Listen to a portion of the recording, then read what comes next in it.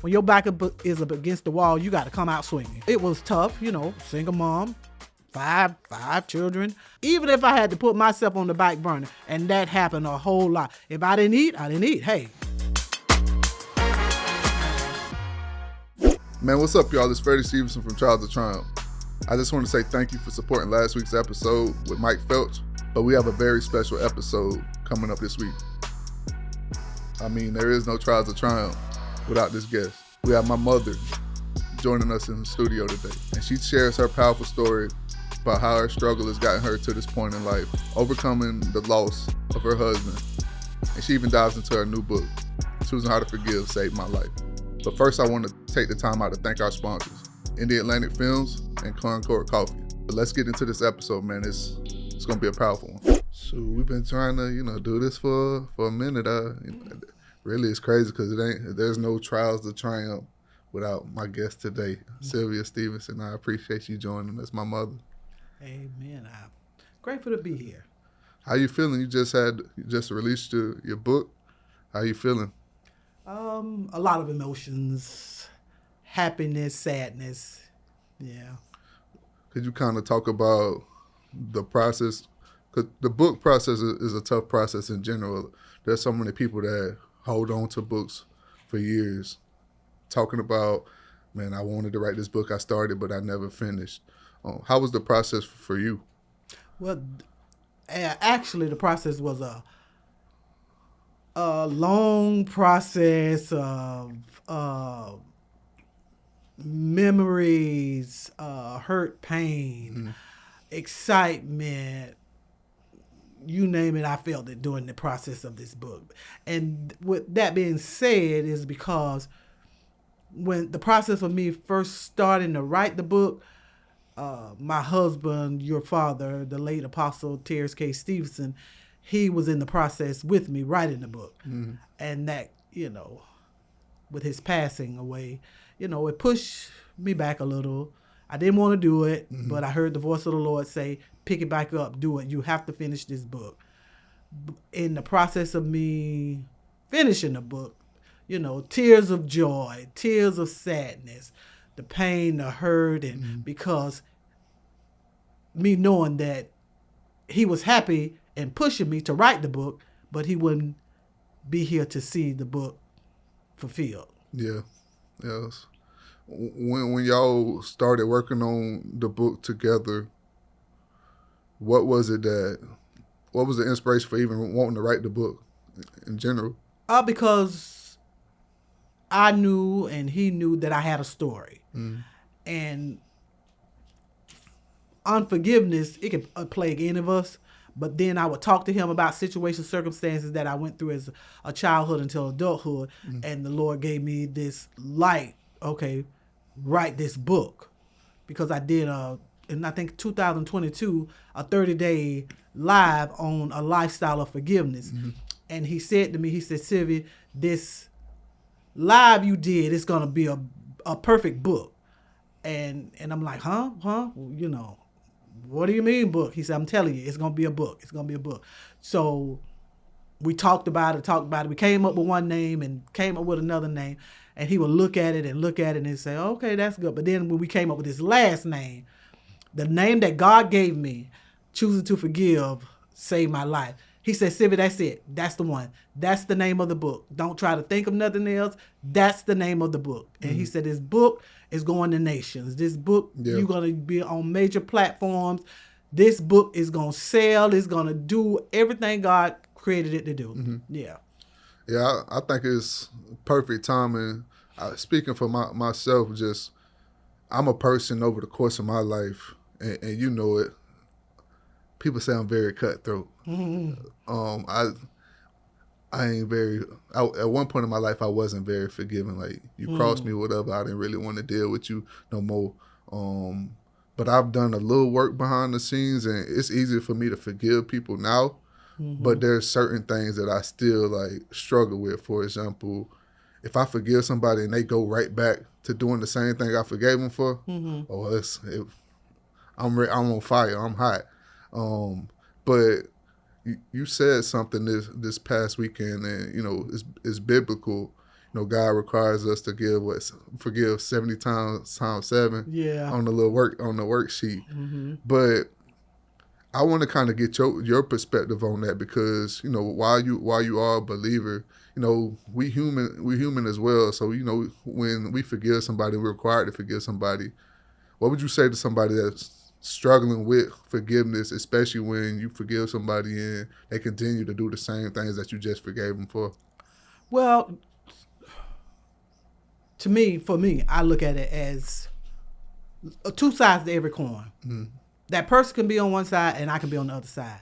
And if you flip the coin, I could be the one that needs forgiveness. You flip it again, that person can be the one that needs to forgiveness. So I'm gonna put myself in here. I have to think about it. Even though a person could have done the dirtiest of the dirtiest of the dirtiest things to me, I have to forgive, because that's what God requires. Forgiveness.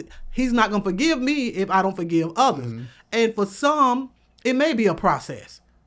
For some, it may come easy. Yeah. But purpose in your heart. I purpose in my heart to forgive, not to hold it. Because the longer I hold it, it's not hurting the offender, it's hurting me. Because I can't really move forward in the things that God has for me if I'm harboring any type of unforgiveness. Unforgiveness, it can start out simple. But the more I harbor it, it turns into bitterness. It turns into anger. It turns into resentment. And who's it hurting? Yeah. Not the offender. It's hurting me. Yeah, and that's, I would say, most of my issues with forgiveness. It's never really me. I got a protective mindset. So for me, I'm frontline about any of the people I'm around that I love. So if anybody coming up against them, I would always struggle with that. Like when it's me, it's like you can say whatever, do whatever to me, and I'm cool, because I know I can handle my own in any situation. But and not to say that the people that I love can't handle their own, it's just that protective instinct. So I would always, it would always kind of be a battle for me to do that. Like for me, I'm cool. Like yesterday, I was just in the gym and I'm working out. And I don't have headphones on or anything. Usually when people are trying to work out and stuff, you got headphones on. So many people trying to get your attention. So they try different things to get your attention. But I don't got headphones on. I'm working out and a dude just come up to me, and I'm working out with my cousin, Jared. I'm working out with Jared. And a dude just come up. He poking me with his key. And I'm like, yo, what's good? And I turn, I'm laid back, but in my mind, I'm like, that's disrespectful, man. What you got going on? But I was calm about it. And I was like, yo, you can't just poke people. But in my mind, I'm giving him grace, because that may be normal for him. He could have meant it in a disrespectful way, but it could be normal for him as well. But at the same time, I don't know what's going on in his mind, so I'm gonna give him grace. So it's easy for me when it's me. But say if that had been somebody that I care about, he was doing that too, it would have been a lot harder for me to not deal with him a different way. So that's always been my struggle. So I wanted just venting and wanted your thoughts on that as well, like, because you're a mother, you know what I'm saying? So when people rise up against your kids, is that something that's harder for you to like forgive? Well, that's the mother, that protective instinct. I don't know if you really know anything about a chicken. And she has those little bitties. And, if she sees the first sign of danger, she go to flapping her wings and making this noise that they understand, okay, come up under my wings. I'm going to cover you. I'm going to protect you. That's just the protection of a mother. It comes easily. But even in that, we have to choose our battles. Yeah. We have to choose our battles. We can't be popping off because of everything we hear and, things that we've heard said about us, things that we know. We can't be popping off. You keep popping off. Yeah. So what is it doing? What is it? What I'm learning to this time within this last year of my husband's passing is, am I going to be a part of the problem, or will I be a part of the solution? Even knowing what I know, the disrespect, the betrayal, there has been a major betrayal against me that I, wouldn't have never thought. But, okay, it is what it is. Am I harboring anything in my heart? No, I'm not. And the betrayal that it came from, if I had to help the person, of course I would. Yeah. Have I perfected this thing? No, I have not. But God has perfected. You know, we're practicing down here in the earth, but God has perfected this thing. So I have to go with God, you know, even when it hurts like hell, you know, because some things that come up against us, they really, really hurt. Yeah. And it's like it's gut wrenching, but it's up to us how we handle those things. It's not like the offense didn't happen, you know, and it's not like I'm just telling anybody just to, you know, just go and forget about it. No, that's not what I'm saying. I can't say that, because some people has been really dealt some dirty blows. Yeah. And some people, you know, depending on the situation, may not be able to come back from it. But in the meantime, in between time, you know, we got to think about it. Just think about it. Okay, if I make this wrong move or make this wrong decision because of what he did or what she did, who gonna suffer from it? Yeah, you. Me. Yeah. And the enemy is going to torment us in our thoughts anyway, because that's where he goes first. You know, don't talk to him anymore. Now, you may not. The relationship may be split, busted. You can't go back. But don't harbor anything in your heart. Because once it get in your heart, you're in trouble. You talked about, you know, betrayal, and, you know, one thing I realized, the reason that it hurts so much, and just looking at things, you know, from the place I'm in now, looking back at it, I think sometimes you think it's because we put those people on too high of a pedestal, like in the first place anyways. Of course we do. We put them in the wrong place. And a lot of times we put them in God's place. And the Bible says that I will not have any other gods before me. And some of us, if we tell the truth, we put people in God's place, and we've put them as gods in our life. And, you know, when things happen. So the Bible says, I won't have no other gods before me. So when we do that, when these situations and circumstances, these trials and tribulations come, then we may go thinking, okay, well, maybe, or just maybe, I was doing something that I shouldn't have been doing. Yeah. And I had this person in a place that they shouldn't have been. And see, what I'm learning is we have put people in wrong places. And now, for some of us, we're realizing it, and it's kind of hard. It's hard. But, you know, it's hard, but then life is what you make it. If you make it hard, it'll be hard. Yeah, for me, that's why I kind of always trip out on, you said it, like, I feel like people put certain people on too high of a pedestal, and they make a god in a way. And that's why I always trip out on when people, they'll look at different, like, celebrities or figures in their life, like, man, I never thought they'd do that. They call me, they say I'm cutthroat. Like, I don't put nothing past nobody. Like, at the end of the day, we human. Like, for example, I'm gonna give you an example. It could be me and you. They come in, we haven't done any crime, any wrong, but hypothetically, say it's a situation, they come in, they're like, I'm taking one of y'all to jail for life. You don't know if I turn on you. And it's not because I had any ill will in my heart. It's just, hey, I'm trying to save myself. So in the worst, when I think about stuff, I think worst case scenario with those situations, because some people, they may have started off with good intentions, but then along the way, something may have corrupted their mind. Jealousy, you know, envy, all of these different things, want to be in your shoes. Like, for example, I'm going to give you a situation. You remember it, but I remember when I was in high school. I ain't going to say his name because he don't need no fame. But there was a dude that was on my team in high school that he played the same position to me. We played next to each other. But he got way more tackles than me and all that stuff, but I'm the one that getting all the offers from the schools because I'm showing my versatility. I'm playing, you don't know what nickelback is, but it's like a defensive back. So they don't have to bring a nickelback on the field because I could cover and I was fast. So you got a linebacker to line up on the edge, rush the passer, play nickelback, all these different things. That's value to a team.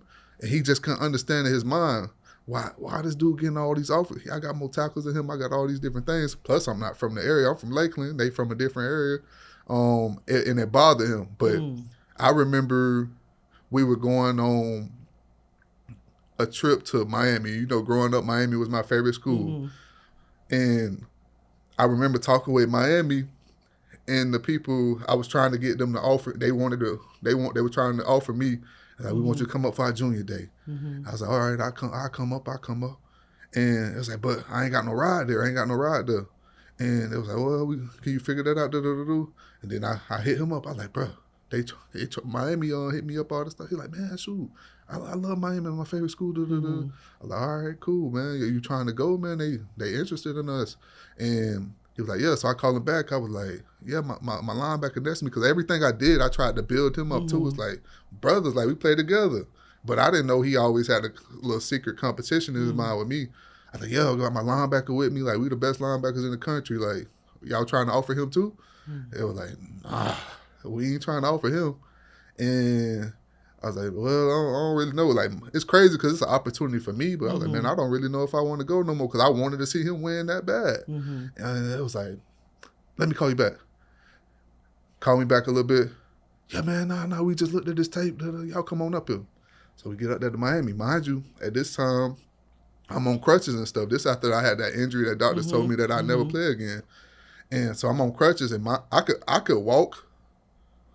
I was able to walk. Like, they had just cleared me to walk on my boot, but I went on crutches up there to like, oh, let me see how bad Miami want me. So I'm crutching around, and they saw me on the crutches, and they thought like, oh man, he ain't finna recover from his injury. He's still on crutches. But I really was cleared to walk. But it was like a business move to see, because I done went to all these other schools and they catered to me, you know. But it's like, y'all got me crutch around instead of, y'all say I'm a top recruit. Y'all got me crutch around instead of on the court like all these other schools did. I pay attention, even though y'all my favorite school. So it's like, we gonna hold off to see how your leg heal up. So, and I talked to him, even with that, I talked to him about my teammate. I was like, all right, that's cool. What about my linebacker, man? Y'all gonna recruit him?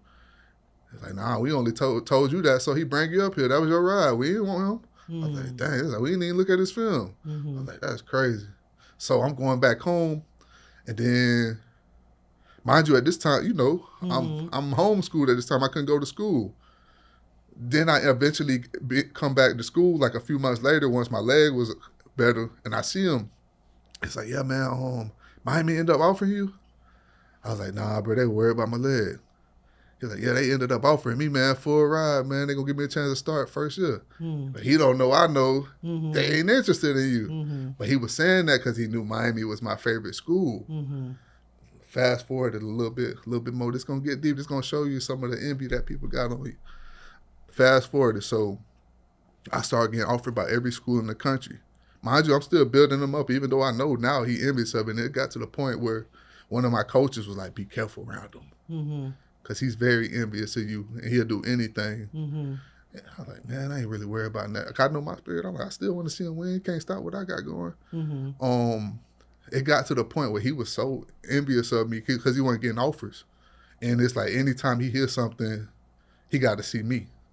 He do well, it's like, oh, well, Freddie doing this, and it bothered his spirit. Versus me, I want to see him do well. It got to a point where going into the senior year, he didn't have any offers still, and I'm offered by everybody. So we come into the summer, and I'm rehabbing. I wasn't cleared to play until like the third game of the year, my senior year, and still ended up with 30 tackles. But that anyway. So the summer he wasn't working out. We like, where he at? Come to find out, he told one of our coaches that the doctors told him he couldn't play anymore because of concussions. So like, dang, that sucked, man. That sucked. But then the narrative that started floating around is, oh, he had all these offers from these schools, but because of these concussions, he can't play no more. Like, I ain't the smartest man in the world, but who told you he got all them offers? So he was going around lying to people instead of like facing what he was dealing with head on. I was like, I'm still not trying to judge, because like he could have the concussion issue and all that stuff. He was telling us the doctor told him he couldn't play sports. And I'm like, okay. So he telling all these kids he had all these offers. Well, I'm not tripping on it. It's like, that's his deal. But then he ended up playing another sport later on. We're like, hold on. Like, the football team, like, hold on, man, we told us you couldn't play sports. And he, ignoring us, didn't want to talk to us, none of that stuff. Fast forward, his daddy was like, man, my son lying. He told our coach, like, my son lying. He's like, none of that stuff. He's like, it's people getting into his ear that's poison in his mind. He embarrassed because he not getting office and he don't want to deal with it. He don't want to face it as a man. I'm like, dang. And his pops always showed me love every time he see me and all that stuff. He kept it real with me, what he thought the situation was. He's like, I think he kind of embarrassed because you getting office and he not. I'm like, damn, for his pops to say that, that's crazy. And then fast forward a few years later, I'm at Florida State. Then I go with the Bears and he reached out to me. He said, yeah, I'm playing ball now, trying to get into the league. What can I do? In my mind, I'm like, hold on. You get one more concussion, the doctor told you gonna die, right? That's what you told us in high school. So now it's like the lie coming together. He was like, oh man, I don't care, I'm going for this dream, but we all knew he was lying at the time. So he was asking me how he can get in the league. I was like, okay, you just need some film, man. You just need some film. You haven't played. You didn't play in college. You getting back into, like, I don't think he was playing arena at the time.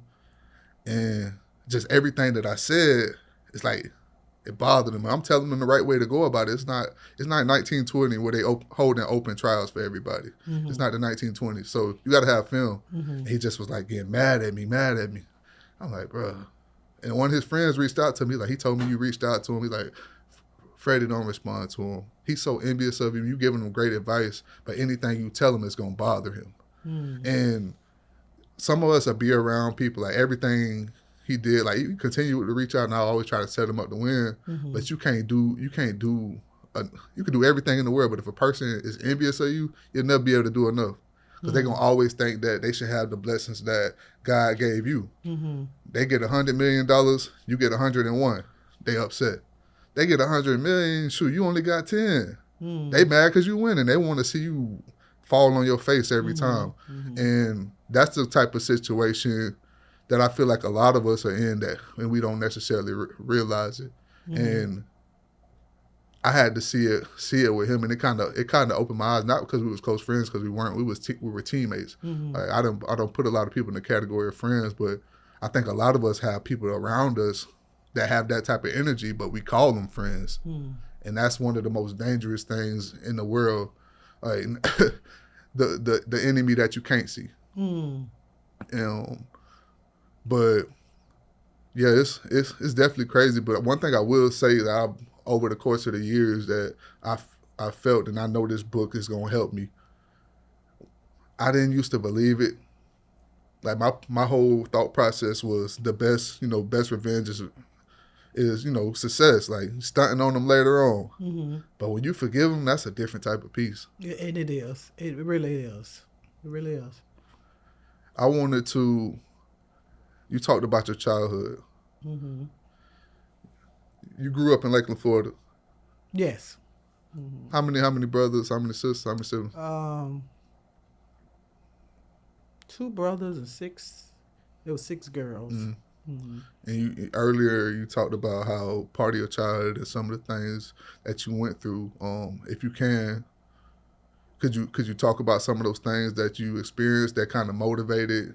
Well, in a family of so many, I realized at a young age that I wasn't a favorite.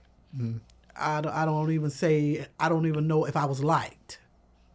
But, God knows why things happen, why he allowed things to happen. And then, over time, from childhood to teenagers, young adult, nothing changed. It seemed like everything got worse. Some people may have heard the saying, the black sheep, and I was that. And not because of color, but because of the name of what that meant, the black sheep, not the less liked. But now, the black sheep of the family is the praying sheep. So, God knows why he allowed things to happen, but yeah. And you kind of fast forward, let's fast forward to, ultimately when you have kids, the things that you went through as a child, how did that make you want to treat your kids knowing what you went through? Well, before I had any kids, I would always say to the Lord, if you ever bless me with some kids, teach me how to love them. But don't let me love them with material things, but love them from my heart, because I know how it felt. I've been in that, you know, and it doesn't feel good, especially when you would think that the love would come from, you know, your parents, your family, but it didn't happen that way. So I know how that felt. So I didn't want you all, you know, the children, the kids, to experience that type of hurt, type of pain, type of rejection, type of abandonment, a type of resentment, type of, you name it. Yeah, bitterness, all of that. One of the lowest moments in our life ended up, you know, going viral. There was a point in our life where, you know, my pops, he went to prison, and you know, you were stuck raising 5 kids on your own.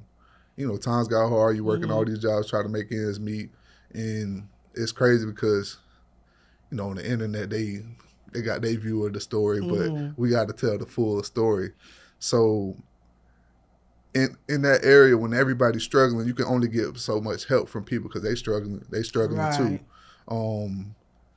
Could you kind of walk through the process, like during that time when he was away, and you know you're just trying to make things happen for your family? Well, you know, it was tough. You know, single mom, five children, pretty much no money. So you know, when you get, I can only speak for me. When your back is up against the wall, you got to come out swinging. You got to do what you got to do. Look, I didn't have to sell my body to make sure y'all eat. I didn't do nothing illegal. But, you know, with God, he did it. So one of my sisters, who's gone on to be with the Lord, she would cook for us. She would cook the food, and she would blow the horn. Sometime I wouldn't hear her. Then she would call us on the phone. The food's outside, so she would come get whatever she cooked us for that breakfast, dinner. She would, you know, leave it on the porch. So, you know, that was our food throughout the, you know, day, week, whatever. Then, you know, of course, y'all were very young. Had two of y'all in diapers. 2 of them was in diapers, the boy and the girl in diapers. So not having money to get the diapers, okay, you got to think. And I always say, you know, these children, y'all didn't ask to be here. So I got to think. I got to think to make it happen. So not just I survived, you guys survived. So, you know, no diapers. So 2 in diapers. One was a year old, the other one was 2 years old. So okay, I got to think. So I took a sheet off the bed. I tore it up in a lot of pieces. Tore it up a lot of pieces. So, and I know I had safety pins. So I got some of those, they kind of look like underwear, but they like rubbers, and you put them over, like, so no water would come through. So I cut up the sheets, a lot of pieces, because I had 2 in diapers, and I had some safety pins. So I would put the sheets on them and fold it into like the side, like a diaper. I folded it in this triangle way, and triangle. Then I flip it in the middle, then make them come together, and I would pin it on each side and put the rubber on. The rubber would stop any water from flowing. If they had to pee or whatever, nothing would flow out. So that worked. It worked. It just kept working, and God would just give me this and give me that to make it work. I put myself on the back burner. You know, 5 children, you know, a single mama, you know, working part-time. And God made it work. He made it work. We didn't, you know, you guys didn't miss a meal. You know, it may have not been what everybody else had, but it was enough to get you through the day. And that was my focus. Even if I had to put myself on the back burner, and that happened a whole lot. If I didn't eat, I didn't eat. Hey. Yeah, that's the story that ultimately, you know, went viral on the internet. That's ultimately why we here. You know, the night when, you know, walking around and we had just been kicked out of the house, and we, you know, it's like late in the evening. You take us walking around for a while. For everybody on the internet is like, oh, why didn't they go get noodles from the store? Homeless. Like, you can't go nowhere and cook noodles. You homeless. Like, I don't know, y'all ever seen the movie Pursuit of Happiness when they homeless and they just moving around? That's a real life situation for some people. So we're just walking around and come up on the McDonald's, and you order a cheeseburger, and the total at the time, I'm, you know me, at the time, I'm like, hold on, one cheeseburger, like, because it's kids. Right. Kids gonna do that. They're not gonna think of like the situation. And at the time, like as a parent, now I'm like, dang, because you just trying to hold it together for your family. I'm like, dang, man, but the kid don't know. But we didn't know at the time you only had $1 to your name, and you get the cheeseburger. You try to get the cheeseburger, and it comes out to $1.05, but you didn't have the nickel. But the lady she wouldn't allow you to get the cheeseburger, without a nickel, which is cool. She's just doing her job. Right. What was your thought process? And at that time, it was like, man, you're trying to feed these kids, but all these roadblocks continue to come up in the way. Whatever you have to do, you got to make it happen. That just was my mindset. But I wasn't gonna do nothing illegal. But whatever I had to do, sometimes and this may help somebody, when you going through stuff, you got to put your pride aside. Because especially when it's not just about you. You got 5 kids, and you need some help, and you don't want to ask for help, and you going to make them suffer because of your pride. That wasn't happening with me. No, so I had to do what I had to do and make it happen. So whoever I had to ask, if the first person said no, I was going to another one. If the next person said no, I was going to another one. And it reminds me to this day of the scripture in the Bible where this woman kept going to this unjust judge, and she kept asking him, and he was turning her down. But this one time she went to him and she asked him, and he said, because of your persistence, I'm going to do it for you. Yeah. Because of your persistence. And God knew I wasn't going to give up. Yeah. He know that's just in me. The thing that kind of sit with me during that time when you were going around, just asking somebody to give you, loan or nickel, was kind of how some of the people were looking down on us. Because, assumption, it's easy. That's why I don't judge people. I don't know what situation they're in. Like I told you yesterday, the gym when the dude was poking me. That could just be the way he grew up. Could be the other way. I don't know. So I'm not going to judge. I'm going to leave it at that. But people are looking down on us as if, why this mother making all these kids she can't take care, knowing that, we know that's not the situation, but they judging us without knowing. But ultimately you end up having somebody give you the nickel, go outside, you cut the cheeseburger up into 5 slices, and you start handing it out to us. And, I'm going to say I'm guilty of probably being the first one to take the first slice. Probably so. But then Cappy was the one that noticed that you didn't cut a slice for yourself. And that's when we all kind of stopped. And we tried to offer you an individual piece of our individual slices. And like through everything, I never saw you I'm sure you were crying behind the scenes, but you never let us see you sweat. But that was the moment that you cried in front of us. And to be honest, that's what stuck with me. Whenever in everything in sports and stuff, they thought I was crazy. And they didn't understand. I remember when I came to Florida State and I had just early enrolled, and they were like, man, this dude, he won't leave. I was just upstairs watching film. And I'm leaving when the coaches leave. Mind you, this in the spring, we ain't got, this January, we didn't even start this winter workouts yet. They're like, what's up with this dude? And they didn't understand. Then fast forward, DeMarcus Walker, he was my roommate. He come in with me, and he came in, and DeMarcus come from the struggle too. I remember we would sneak into the stadium late at night. He's like, man, we got to play. He's like, this all I got. We would sneak into the stadium late at night, running stadiums, running sprints. I'm talking about everybody at the club. We done already worked out that day, but it's just whatever type of advantage we can get over the competition. One day the coaches come in, a few coaches, GAs and stuff, they come in and they catch us sneaking into the stadium. And we ain't even getting in trouble. They're like, yo, these dudes different. And I fast forward to, I think it was my junior year. I got hurt the first game against, no, it might have been my sophomore year. I got hurt the first game was playing Oklahoma State. Told my meniscus first game. And everybody was worried because that was the year they had just found out that I could do a lot of things with the ball in my hand, so they had a lot of big plans for me, so they was worried. And then they also man, we're going to lose our fullback. At this time, I'm a fullback. I was supposed to get a surgery that was going to take me out for 6 to 8 games. they say 6 to 8 games, but when you hear that, you probably going for the season because the rehab could take longer than you thought, whatever the case may be. And I was like, nah, I'm going to play on it. I ain't finna miss 6. I get the surgery after the season. And they just never really understood, like, why I did what I did. And I don't know if you remember after we played Michigan in the Orange Bowl, I think this is probably the situation where I shocked the dude so much. Like, when I was training in Boca, we go from Miami straight to Boca the next day. Like, literally, we just played the day before. I go to the training facility. I'm like, yo, I'm trying to work out. He's like, yo, you just played yesterday. Let your body rest and all this stuff. He looking at me like I'm crazy. Like, I've never seen this before. He's like, well, just let your body rest. Go and get some rehab and all that stuff.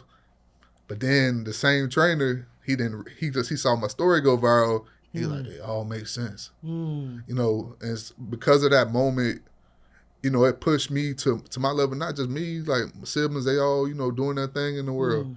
It pushed all of us. I think when we want to quit, it pushes every single one of us. And there's a best-selling book that came out of it. There's a documentary, you know, that was able to get purchased, and, you know, you starring in.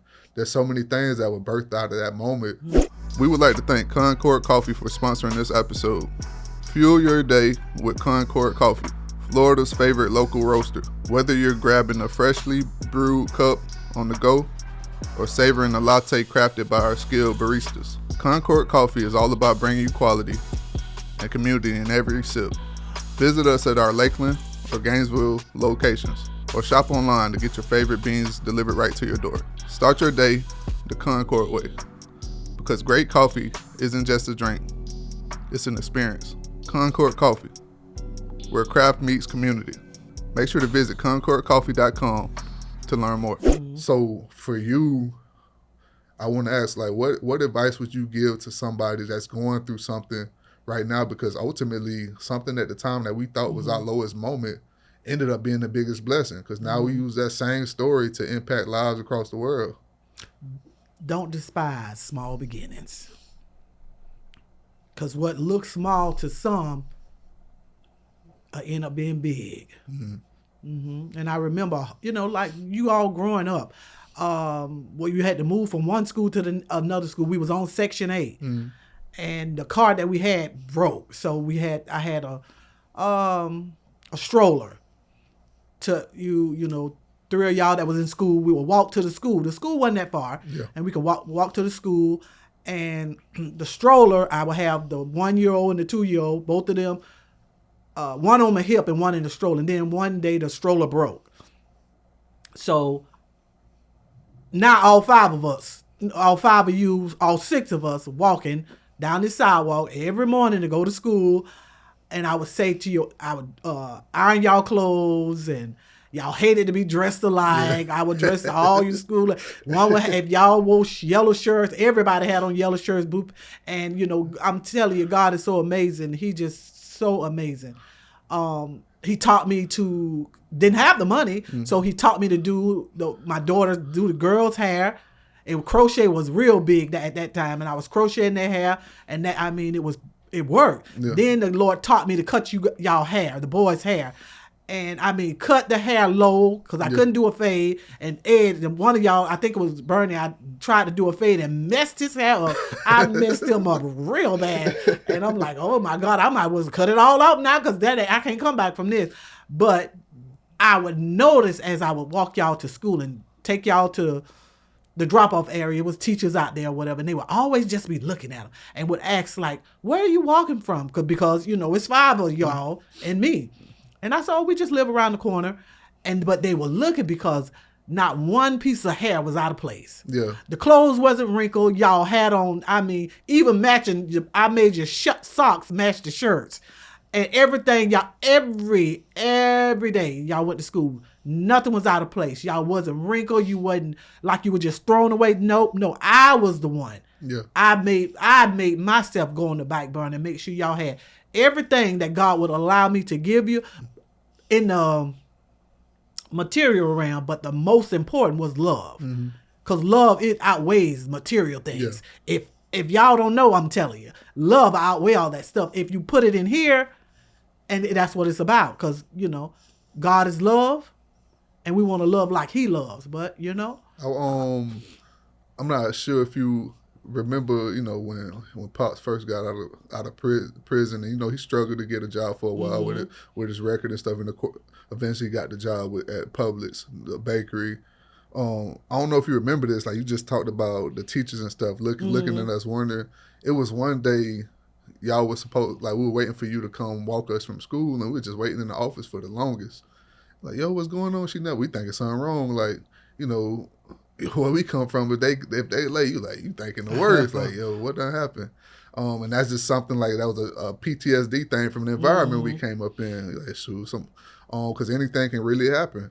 But I remember y'all came up and we expecting you to come with a stroller, and y'all came with a van. Yeah. And I don't know if you remember, it was a lady in the office. She was crying. Yeah. Like, but she was like tears of joy because she was just so happy to. And I was like, and I just remember that moment, like, and that just go to show you, like, even when you struggling, so it might be some people that love to see your demise, don't want to help you, gonna talk about you. But it are some good people out here that want to see you win. Of course. There's more for you than there are against you. We just need to know that. Sometimes people just be who they are. Yeah. Let people be people, I don't want to get it, in this thing without talking about my pops, for sure. Your husband. Kind of talk about, we saw both sides of him, the side that was in the streets and then the side that turned his life around and made an impact, in the world, and ultimately, got his life in alignment with God. Kind of talk about the man that he was. 3 words: strength under control. Really, like, I was watching an interview yesterday with a dude that was known to be very violent, and now he done changed his life around.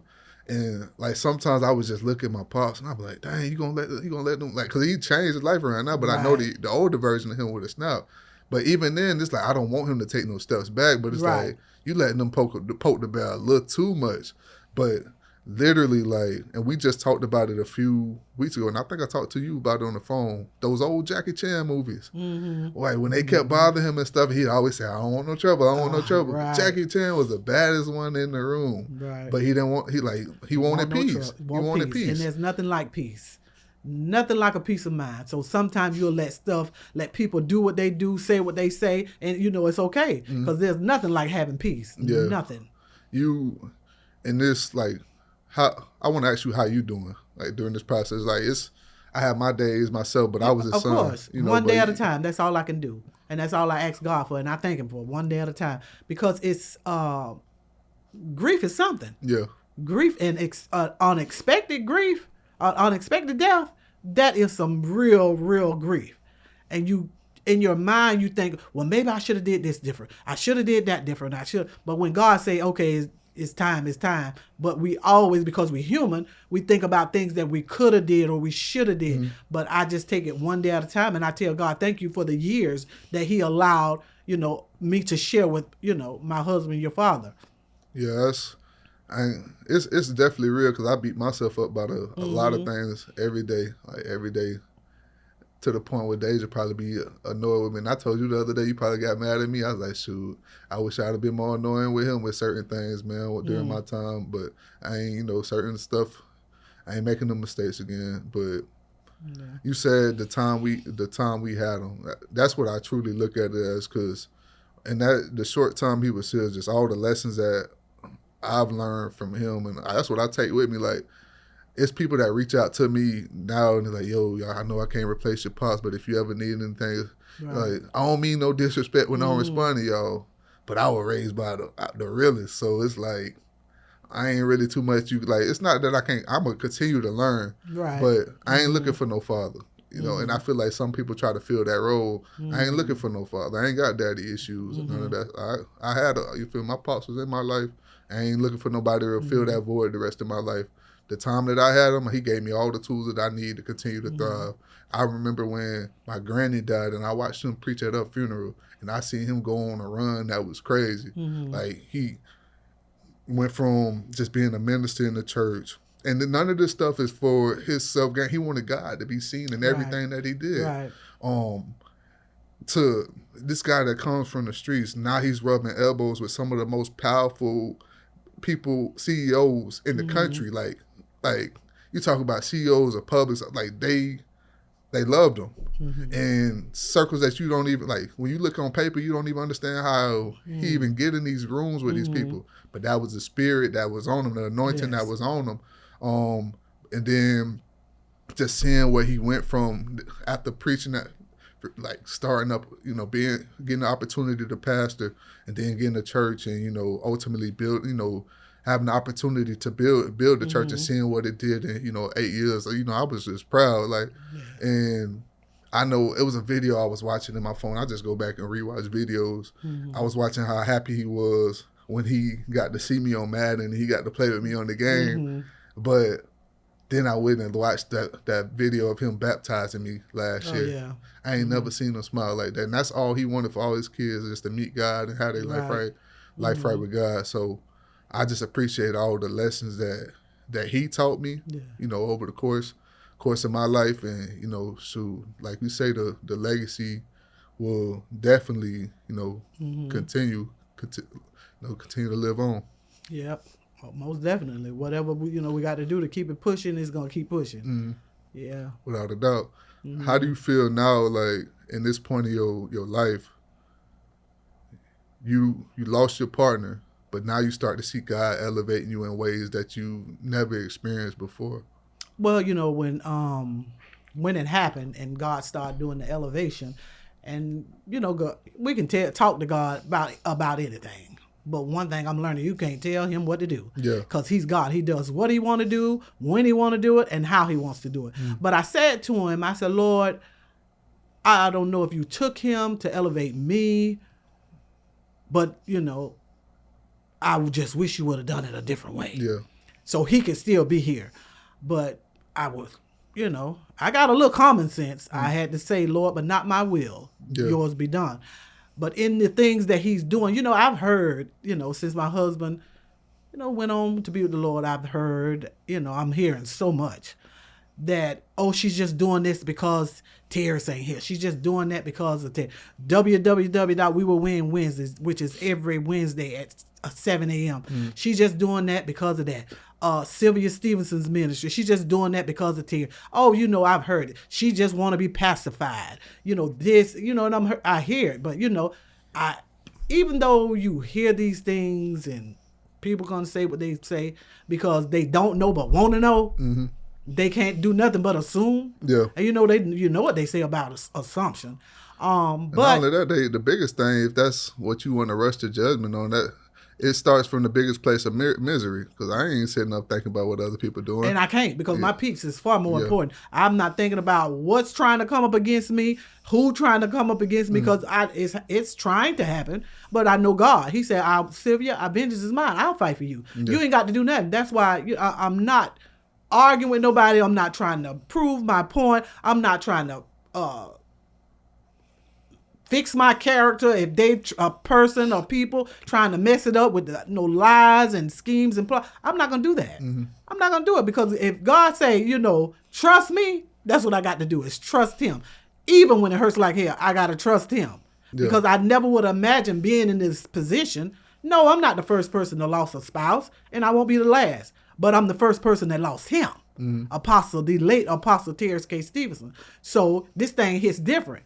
And people, may say, she talking about him all the time. Okay. Oh, that ain't gonna stop. And if you don't like, what I'm saying, change the channel. Change the channel, because every opportunity God gives me to speak about him, I'm going to do it. You don't like the sound that's coming out the channel, change it. Yeah. But I give God glory. I give him glory, because the peace he gives me day by day, not saying I don't have bad days, because I have plenty of them. But my bad days outweigh my good days, outweigh them bad days. Because I've had some rough days. Many mountains, but I say, but God, because he's bigger than all this. Yeah. He's bigger than all this, and he keeps showing me time after time, all that you going through, Sylvia, I'm right here with you. I never leave you, and I never forsake you, because God can't lie. We can lie, but God can't lie. That's why I can't. I've had a high level of respect for how you've handled things. It's really kept me grounded during this time, because remember I told you in the beginning, one of my things that I struggle with, it don't be me, it be the people. So when people would come up to me after and, oh yeah, I'm praying for you, mom, people that I know despise both of y'all. It's like, I'm praying for y'all, You know, part of me, but I seeing y'all, like, man, they going through going through way more than me, and you continuing to love people, pray for them, all that stuff. What I'm snapping for, because when I tell you, anybody, and it's not to glorify it, I'm just being honest. Like, a lot of people change their life around and, you know, get their life right with God, and then they become holier than now. I'm gonna be honest about what I still struggle with, just to show you that why I need God. Right. You know, it's certain things that I'm a snap about, just all day, every day. Like, and that's just, and I feel like it's not wrong, because you should have, like, it shouldn't be an issue standing up for your family. Like, that's just a reality. So many people get stepped on their whole entire life and they never stood up for nothing. That's not discipline.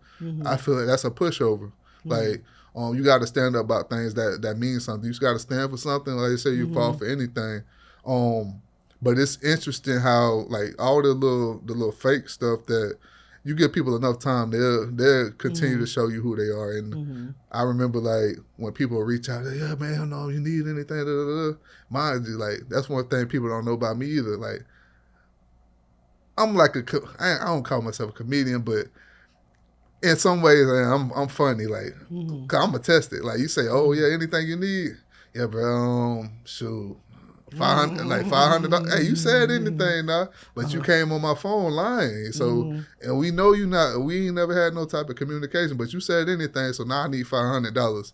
Shoot, matter of fact, I need to pay my rent the next 2 months. You said it now you got to, hey. But then, I think that's the craziest part about it. Just death in general, like all the fake stuff. Like, shoot, if I leave this earth before days are due, I'm like, hey, don't do me no funeral, because I don't want nobody lying on my name. Because you know me, I would have checked it. If I was still alive, I would have checked it in the thing. So I don't want nobody lying on my name saying we had a relationship that we didn't. And then most of them, you gonna see it after your death.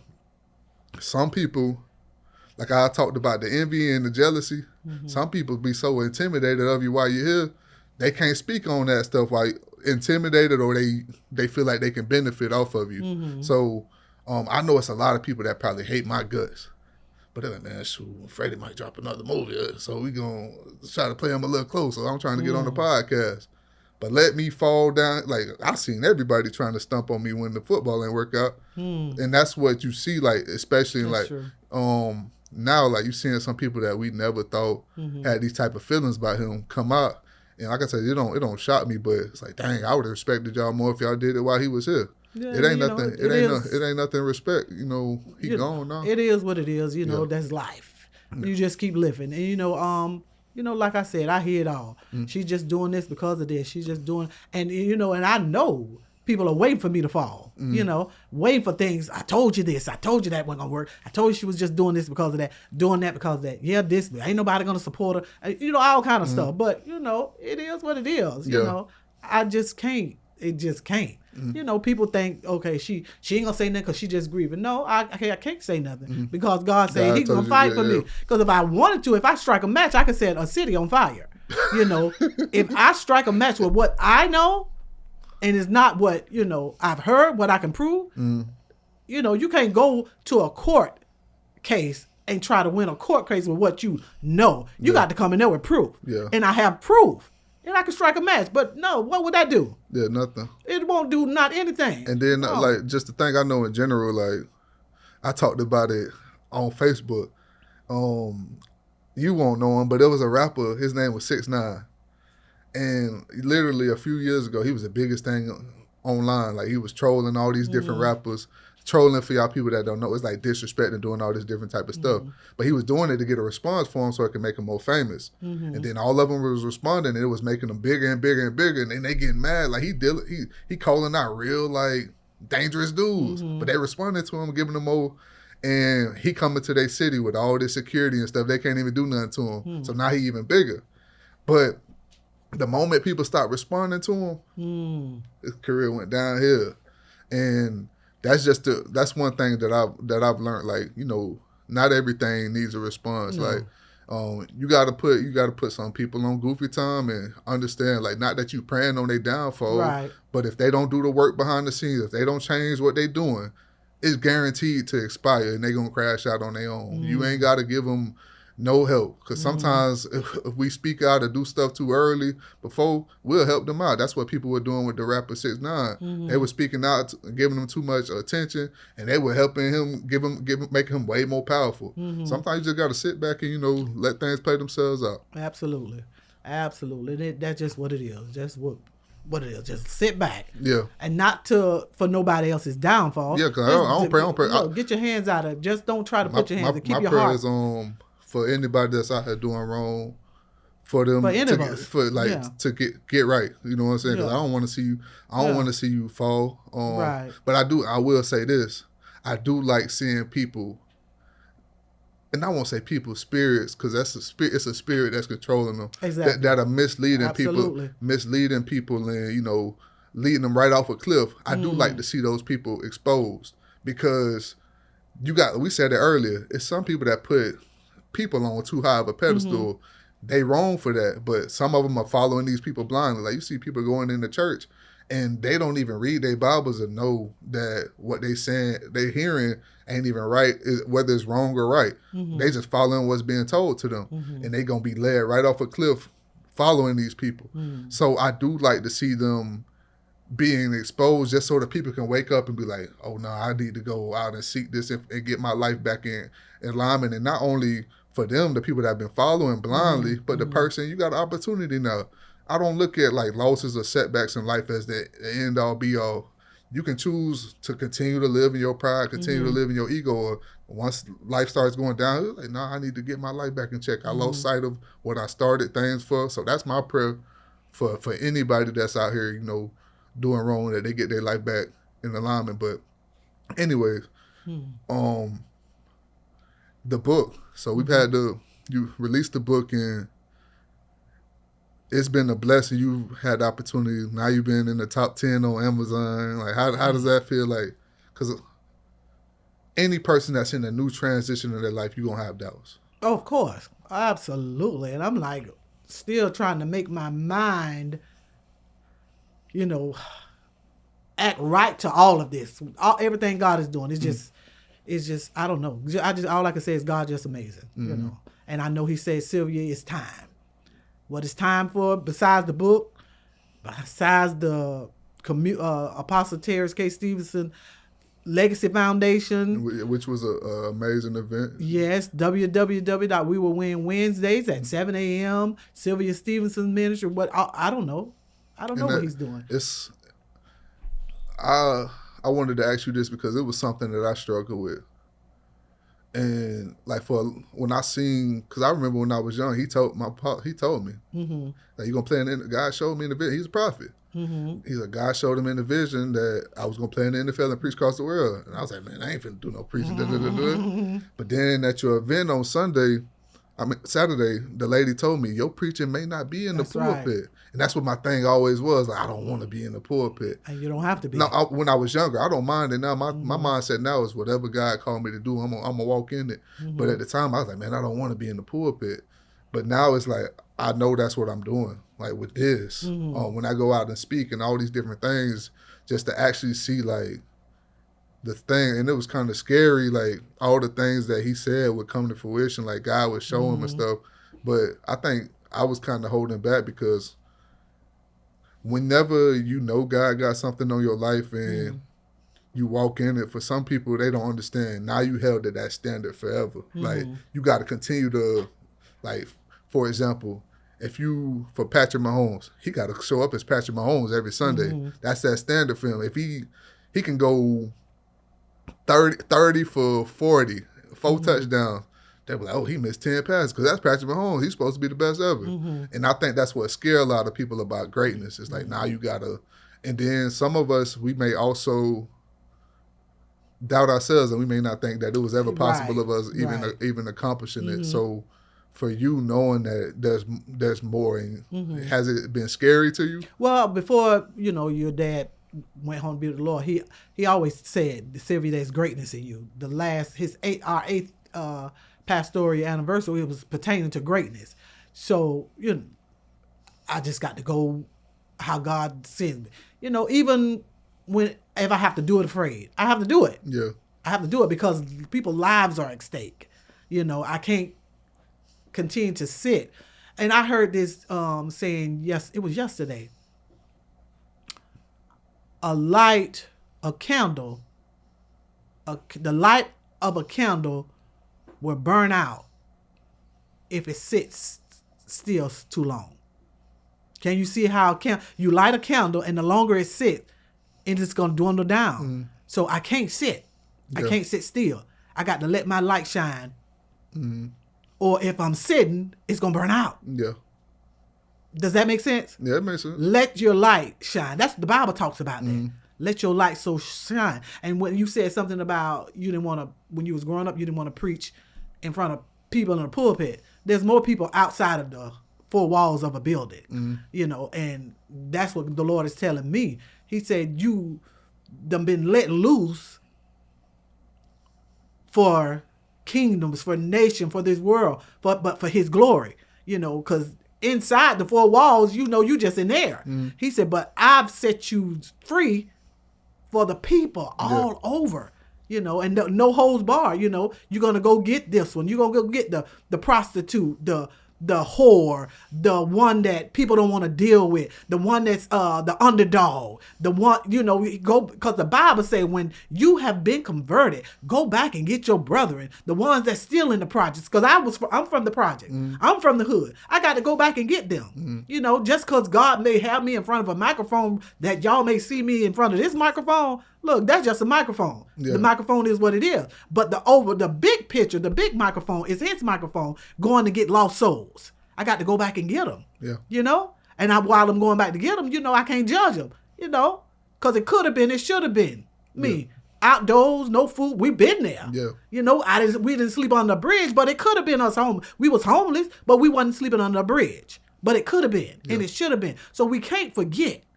This microphone is just what it is. A piece of steel, whatever, with this cushion on it. That's what it is. But let God be who he wants to be in our life. Don't let this microphone or whatever, because some people with that microphone is going to cause them some trouble. Because some people tell the truth, you may think we have arrived because we sitting in front of this, or we can hold this and we can be in front of people. No. Mm-mm. The enemy he's tricky. He's crafty.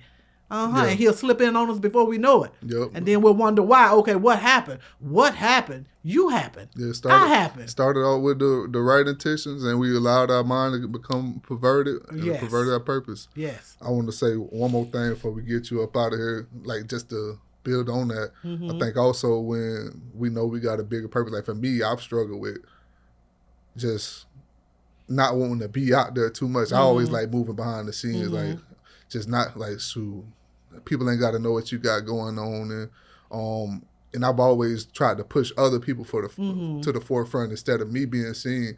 And I've seen, like, literally I had to just learn to be obedient, because literally every time that I would try to do it, like recently, like over the past few years since I started like promote my brand, it would fail. And more I kept seeing it, but I didn't want it. Like God was making it clear, like, I want you got the voice that the people listen to. You got to stop hiding. Yeah. And I knew it was true when a person that wasn't even really a believer said the same exact thing. I know he ain't had no connection to what I had heard. And he's like, man, you running from what God, I'm like, this dude ain't even no man of faith. Like, you running from what God calls you to do. He's like, man, you got a voice. He's like, you got a voice that can impact the world. You got to stop running from it. And every time I would try to run, it failed. And now I'm going to be honest, it's still kind of, I'm still kind of getting used to it. But now seeing like the growth, not that I do it for me, ultimately for God to be seen through me, but it's like just to know like everything that was spoken on your life, you seeing it coming to pass. I feel like that's a great feeling. And I just want to, that's long-winded for me, but has that kind of like, do you think that's hindered you, or does it hinder other people in the world, like being scared of, outshining people, or, Well, I don't want to say, try to outshine, fear is real. Yeah. Fear is real. And fear not is in the Bible over 400 times. So that lets me know that fear is real because it's in the Bible 400 times over, telling us scriptures how to fear not. But it is real because sometimes you feel like, no, I'm not good enough. No, the people don't want to hear me. No this, no that. I was the wife of a powerhouse. So I walked behind him. I walked beside him. I never tried to be him or outdo him. I let God do what he had to do with him, in him and through him. I prayed for him, covered him, respected him, all of that. But now that it's my time, yes, I do have those days that no, you ain't gonna be able to do it. You ain't gonna do it. And cause that's what the enemy does. He gets in here. No, you ain't gonna do it. The people ain't gonna listen to you. And then that's when okay, here come a text or email. We need you to speak here. We need you to speak there. And I'm like, huh, for real? And then in my mind, the day of the event or the day before, I'm thinking of all kind of ways, excuses to get out of it. Yeah. But then when God's done speaking in and through me at whatever event it is, the people are blessed. The souls are saved, lives are changed. But something, we have to do it afraid. Move us and our feelings out the way and just do what God says, no matter what nobody says. Because people gonna be people. People have opinions and it's okay. People will group up together against you to try to bring you down, to try to come up against you. Okay, a group effort. So I said, okay, God, if it's a group effort to come up against one person, just me, I said, I'm not doing anything. I'm not bothering anything. God said, stop explaining. Yeah. Stop explaining. You don't have to explain what you, not bother nobody, what you're doing. Stop doing that. He said, I called you. And he reminded me. He said, I told you, every gift that I gave your husband, I've given them to you. Right. Every gift that he had, I've given them to you. So now you just got to walk in them and know that I gave them to you.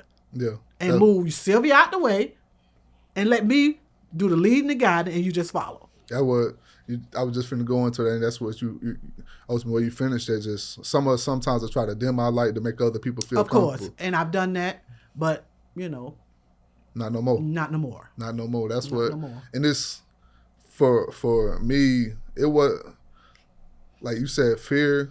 Me dimming my light wasn't like out of fear that I was going to be unsuccessful, because I don't know how this gonna come off, but I already know what God, like, I got to a certain point in my life, I already knew what God had on me. And I knew, I was like, man, like in football, we say I'm really like that. Like in sports, like, I know what God has put on me.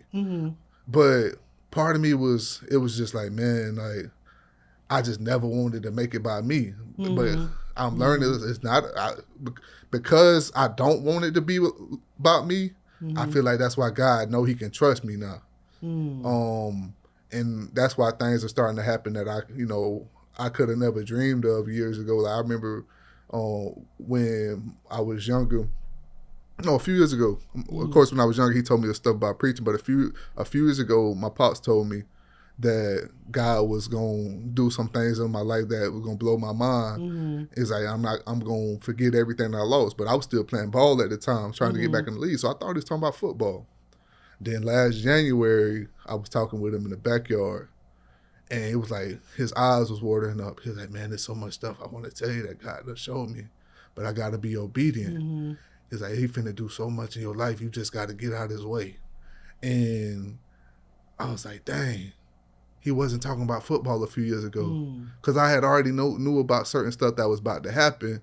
And I was like, dang, that's crazy. So it's crazy to, kind of wrap it up, just to be able to experience him during the time that we've experienced him, and ultimately everything that we've said, it's just the beginning. This is just the beginning. But I didn't want to end this thing without honoring him and just very appreciative the time that I was blessed to have him, for sure. Amen. He was loved by many, and he can't be duplicated. No, he was loved by many, many, many people.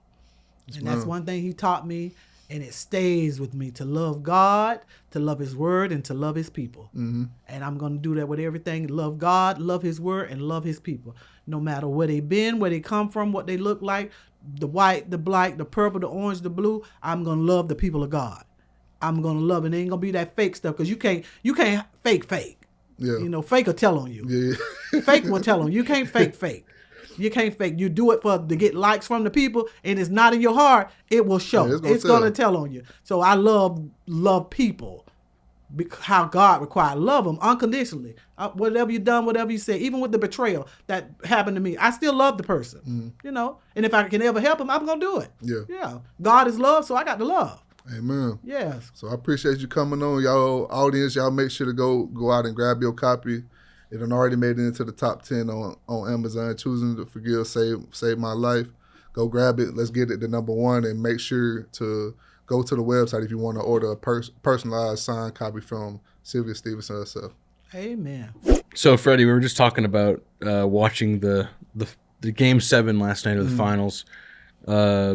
Obviously, Oklahoma City Thunder win. Halliburton, unfortunate injury. What are your thoughts on the series? And I'm not even going to lie, like the Pacers impressed me a lot. I thought this was a game that was going to be a gentleman's sweep. I thought that the Thunder would win 4-1, but the Pacers pushed the pace. And even looking at it, that game where the Pacers could have went up 3-1, Tony Bradley came in later on, after he recovered from his injury, and he helped them out a lot on the boards and just with energy off the bench. And, of course, they came back and got them a game. And I was like, man, shoot, maybe if he was able to help them on the boards, that game where they blew the lead at the end, maybe it ends up being 3-1, and maybe we're looking at a different ending to this series. But who knows? Thomas Bryant, he brings a lot of energy, but he just isn't that guy that's going to get you a lot of boards. He's not that guy. He hasn't been that guy in his career. Yeah. But I just knew in the Game 7, man, with the Thunder, their talent would kind of show itself in that game. I always thought that Game 7 was going to be a blowout since they had it in their home court. But once Halliburton went down, it was inevitable, really. Yeah.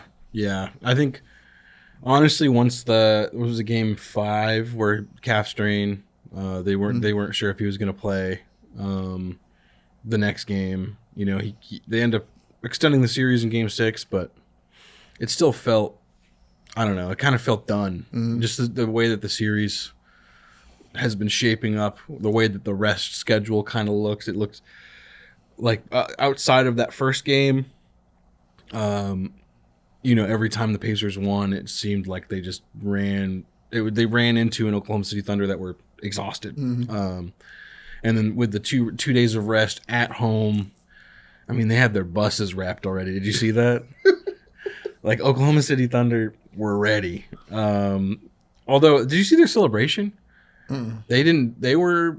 It felt really weird. It felt like almost like a Kobe-esque job's not finished, but they won the finals.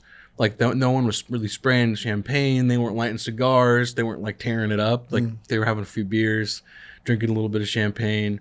It didn't seem like the typical, goggles where you like everybody's spraying champagne on everybody and like everybody's freaking out. Yeah. It just seemed very level-headed, which is in my mind kind of the scariest scenario. Well, they feel like they're trying to get a few more. That's what it feels like. I mean, even Chet was being interviewed after the game, and he was talking about like when you get to this level, you just get to this level. He's like, we're ready to be at this level for a long time. I think, too, also that a thing that you realize when you win a championship, you're excited about it. And, of course, it feels a lot better than losing. But I think, really, the impact that losing a championship game has on you is far more greater than winning one. And once you actually win one, you have this huge fantasy that you have in your mind. You thought it was going to – and then you win, and you're like, oh, this is it. Especially a team that's young. That young. I think A.J. Brown said it. He thought it would feel different. I think Devontae Smith, they thought it would feel differently after winning one, and then they won one, and they're like, okay. Yeah, on to the next one. I mean, I think a lot of people, you see it with a lot of athletes where it's like if you win one, sometimes they let the foot off the brake or foot off the gas, whether it be just the mentality switch, not necessarily their hard work or anything. They're going to still strive to win a title, but it's, the Bill Simmons always talks about like the essence of more. It's hard. The disease of more. It's hard afterwards because, I mean, if you think about it, Chet needs to be paid. Jalen Williams needs to be paid. All of their bench needs to be paid. One highlight that I did love was hearing Caruso talk about how he finally won a real one because he won in the 2020 bubble. He's like, I've got 2 championships, but at least now I've got one real one Mickey Mouse one. How did Lakers Nation feel about that? I mean, I'm not sure. I think everybody at the Lakers, I feel like, acknowledged that the 2020 championship was very fluky. Like, not that they would have probably won no matter what. Like, I think that it's hard to that's hard to say. Discredit them, you know? You can't discredit them because it's tough with COVID going on. Yeah. But bringing in those crowds and, the traveling back and forth and all the in-between, it's hard for some players to deal with. Oh, yeah. I mean, it's very interesting. It's almost like, I always talk about UFC, and we'll talk about UFC later, but it's like when they fight in the Apex, the smaller arena in Las Vegas where there's almost no fans, and when they fight in these huge crowds, like people don't go for knockouts as much. It's a lot easier to hear the other corner talk. I mean, it's the same thing in the NBA, Like, I mean, you talk about Jamal Murray. Jamal Murray was one of the best shooters of all time in the bubble, and he credited it to, like, there's no fans behind the basket. Yeah, like depth perception. Yeah. He just found the range, and then you saw that too, like Duncan Robinson, all these players, like. But that being said, shout out to Oklahoma City. I feel bad for Halliburton. You've got 2 of the top stars in the East now, Tatum and Halliburton. Halliburton, I don't know if it's been confirmed, but his dad's been saying that it's an Achilles. It's just. It's rough to see. I was really hoping for just like a nice chippy game, and it looked like the Pacers could have done it too. Like if he stayed in there, I mean, he was lights out until he got hurt. Staying in the NBA world, Kevin Durant got traded to the Rockets, which is insane. Yeah, and then he's with Ime Udoka. That's one of the best minds in the NBA. A lot of people counting him out, but what he was able to do with that Houston team last year, it's impressive. So I don't know, man. KD's a guy that no matter where he goes, he's gonna ball. We'll see how they'll be able to piece it together. I don't really know what to think of it right now, though. It's gonna be a weird fit at first. I mean, like it helps Amon Thompson, Jabari Smith. I believe Fred VanVleet's still there. It's gonna help. I mean, you put KD is one of those guys you put him on any team and he helps. You know, it doesn't matter.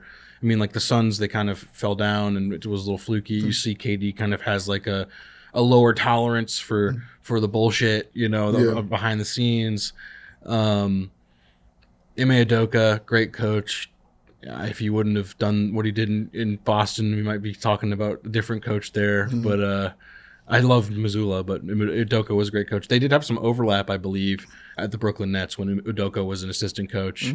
So I believe, honestly, when Udoka was assistant coach, and Kevin Durant was there, they actually vibed really well, and that was a big reason why the Rockets were even on the list. I think the funniest thing about the trade was the fact that he was on stage at Fanatics Fest when it happened, and so the fans in the middle of a panel just start screaming, "You're a Rocket! You're a Rocket!" Do you think he knew beforehand? No. By the reaction, no. So it's like it's such a weird thing. The trade is interesting too because it's like you got KD for Jalen Green, Dylan Brooks, the 10th pick in this draft, and 5 second-round picks. But when you look at like the Luka trade, like Luka was traded for like a very small package too. But then you got Desmond Bane who just got traded for like 5 first-round picks. So people, I mean, I understand KD's older, so it's like you don't want to trade too much. But I like Jalen Green as an asset too. So I was like, this draft's deep.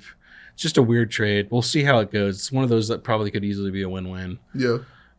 If the Rockets make a deep run, and I hear that Jalen Green might get shipped to another place, but we could see. With the 10th pick, though, the draft is this week. We're unusually recording this on a Monday. The draft is this Wednesday. It's going to be an interesting one. I mean, it's all but guaranteed Cooper Flagg is going to go number 1. Yeah, that's a lot. And then it's between like Harper and Bailey, probably for 2-3, maybe VJ. VJ was at the we were at top 100 camp either last year or the year before. We were mentors at the camp, and we had VJ and Michael Brown. Okay. Yeah, Michael Brown's a 5-star. He's at Louisville this year, but Yeah, BJ's a guy.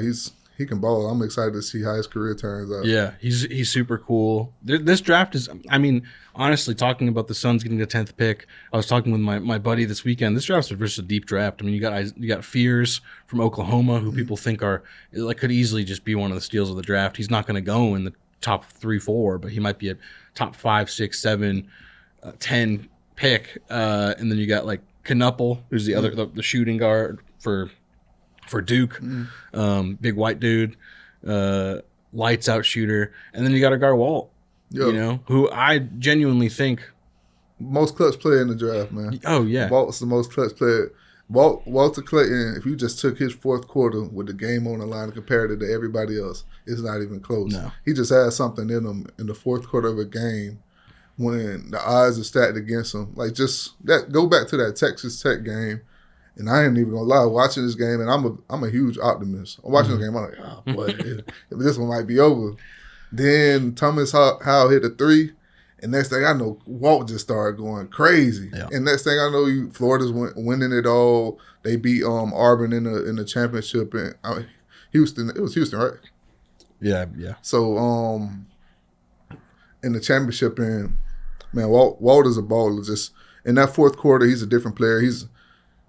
I don't know, bro. It's something unique about a player in those big moments that doesn't shy away from the moments. Yeah. And raises their game while everybody else is panicking, and they have the ability to stay calm. Because when Florida was down to Texas Tech late, I thought, I'm not even gonna lie to you, I'm rooting for Walden, those guys, and that's weird for me to say as a Florida State guy, but I thought that it was over.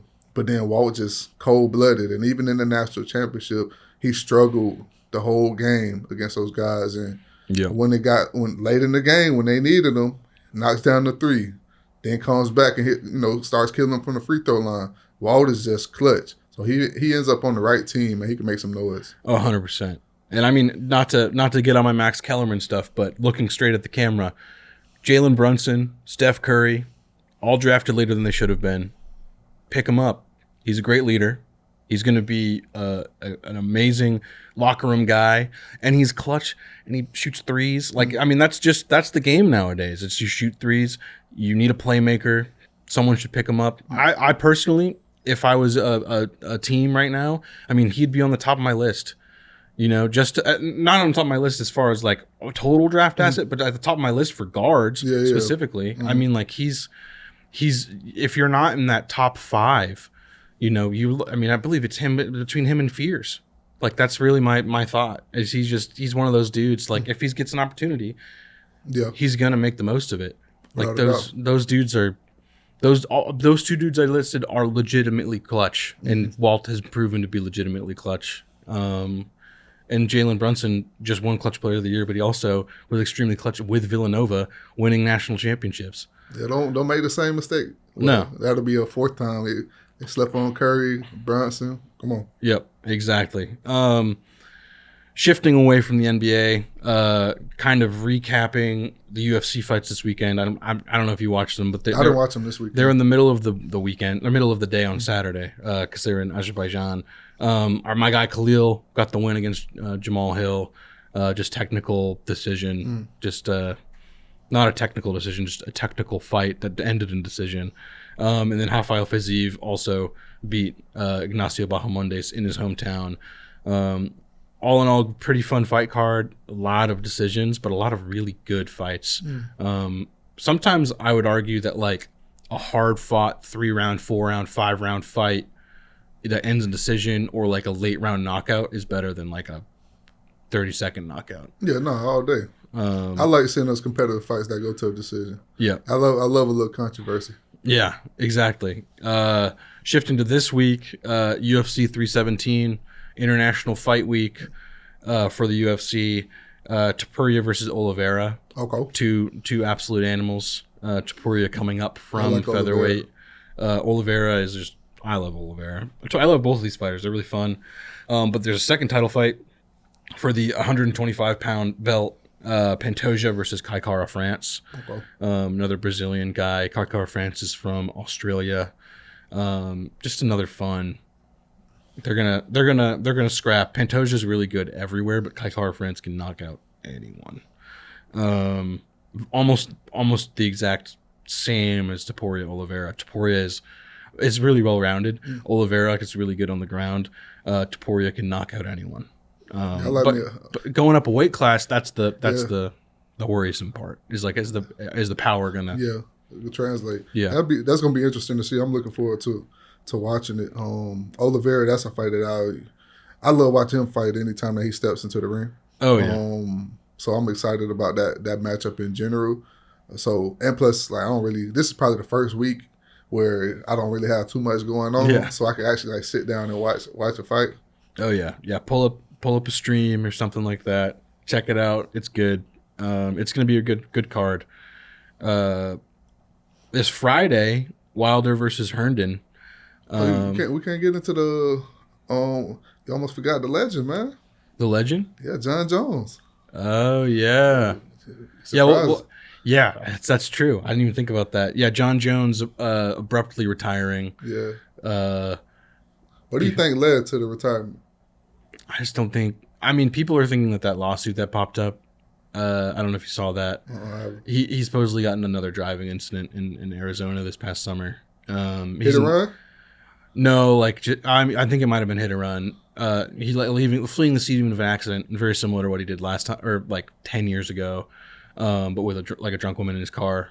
It's not 100% tied to him yet. Like, he's been charged for like leaving an accident and being like confrontational to police officers. But I don't think he's actually. I don't know. There has not really been much evidence put forth besides just like the police reports. Paying that hush money behind the scenes. Yeah, maybe we'll see what's going on. I mean, he's kind of got a history of not making the best decisions, specifically with vehicles. The video with him and Cormier came up online the other day when Cormier was. No, you hate it, but Cormier was kind of going in. You know, they were back and forth for a while. He's like, man, you're just not a good human being. Yeah. And he's like, you're one of the best to ever do it, but you're going to always make these weird mistakes. Oh, yeah. And, you know, there's a quote they say, after a while, it's no longer a mistake, it's a choice. So, yeah. John Jones in the ring, greatest of all time. Yeah. But outside of the ring, it's like all the stuff outside the ring smears his reputation, and it sucks. Yeah. Yeah, I mean, if you really think about it, if John Jones was like a perfect human being, he might be the greatest athlete ever, not just combat sports athlete ever. But yeah, I mean, the good thing about that, though, for me and for MMA fans, is that we don't have to think about it anymore. Yeah. As much as it would be cool to see John Jones versus Tom Aspinall. Tom Aspinall is now the champion. They just bumped him up, and they're trying to make fights for him. So it's, you know, all these like questions whether or not you're going to see either of these guys fight at all this year. I mean, that's kind of been answered. Like, Tom Aspinall's been wanting to fight since his last fight. Do you think Jones would have? Because eventually, like, when you keep flirting with Father Time, you're gonna get caught. Yeah. Do you think he would have been in a situation where it was risky against Aspinall? 100%. 100%. Tom Aspinall was actually on in an interview, and he said, "I understand why the fight hasn't." He's like, "I don't understand why the fight hasn't happened, but I understand why it's taking so long to happen." He was like, "It's all risk and no reward for John Jones." He's like, "John Jones has the name. He's the greatest of all time. He's a Hall of Famer. He's a 2-division champion.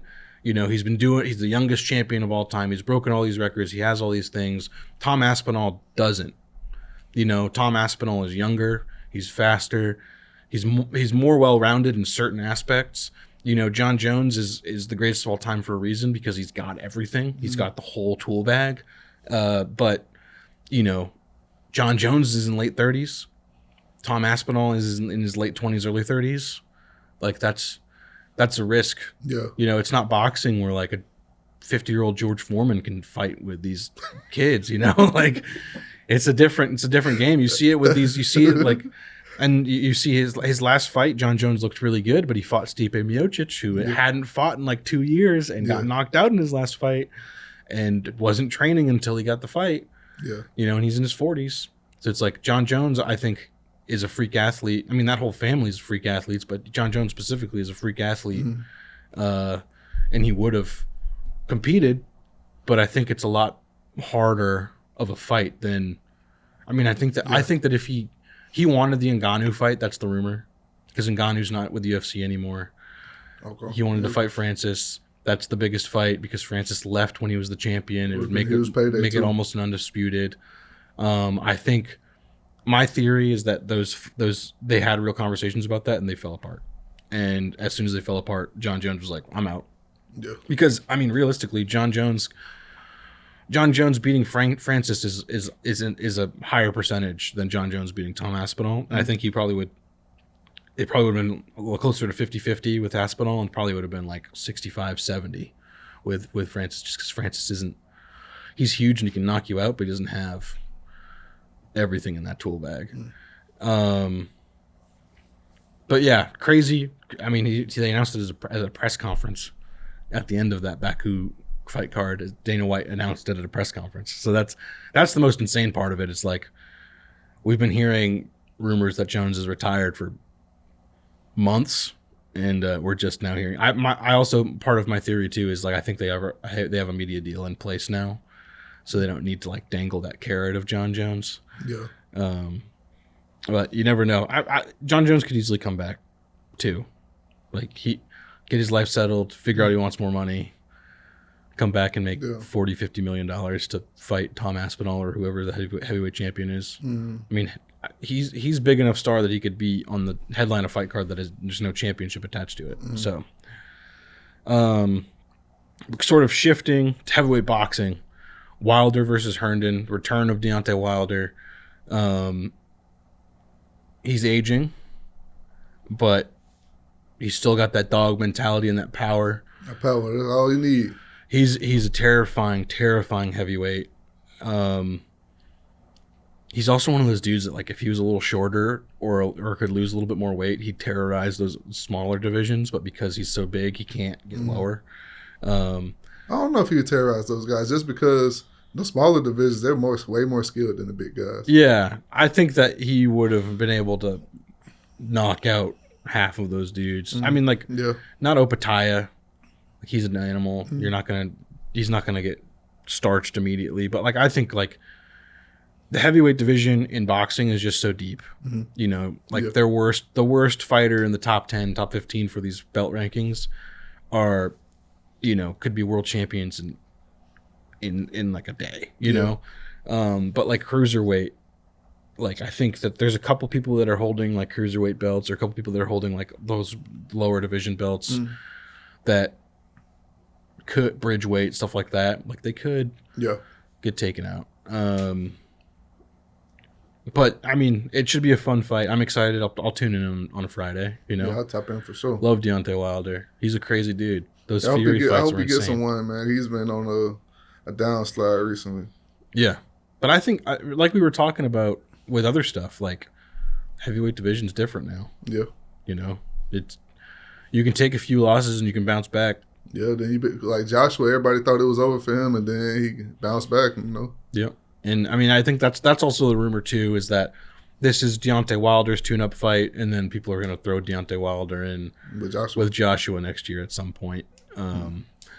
We'll see. Joshua always must see TV. Also, this weekend, Jake Paul versus Chavez Jr. Okay. That's an very interesting fight. Chavez, you know, actually being a boxer, but also having losses to like Anderson Silva. Beat Silva. It's an interesting conversation to be had. You know, Jake Paul sells tickets, so yeah, I got Jake winning. I just think at this point in his career, young guy, you know, done the work, and I just don't. He's never putting himself in a situation where he's fighting an elite boxer. Anyways, he's fighting guys, which is smart. It's great. It's a great strategic game planning, like from his team, match setting. He's not fighting anybody that he knows can come in and dominate him. Even if it's going to be a test, it's a test that he knows, like, all right, if I dig a little bit, I should come out on top in this one. Yeah. His biggest test was really against Tommy Fury, and even Tommy Fury wasn't a real boxer. We haven't seen him fight since. Yeah. So we'll I think see he how did it goes. fight on a Saudi card since, but it was just like he beat him, he won, but it was like not good. Okay. But no, 100%. Like he picks and chooses his people. He's picking retired MMA fighters who don't box, and then he gets to people who are decent boxers, and he beats them because they're 45-year-old MMA fighters. And now he's starting to dip his toe into established boxers. I don't know. I mean, like Chavez has had some good fights. He's older. How old is he? I think he's like 39. Oh man. 38. Okay.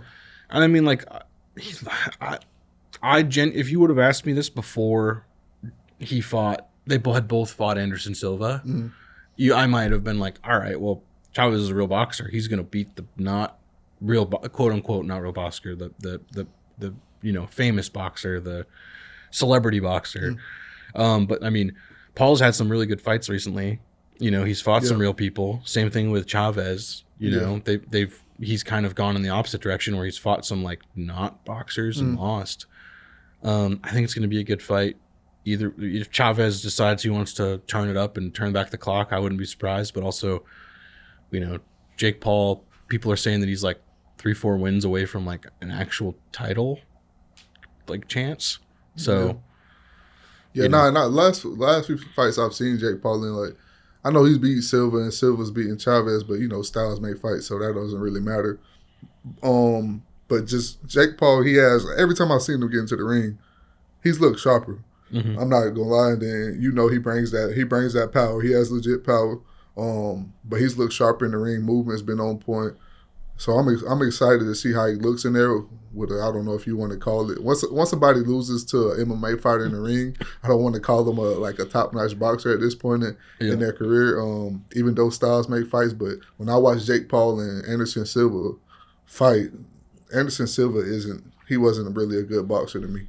He's just an MMA guy that can stand up a little bit, but in the ring presence, footwork, working your jab, working your feints, all those different type of things. Silva wasn't really effective with that type of stuff in the ring to me. No, and it was, and to credit too, it was a split loss.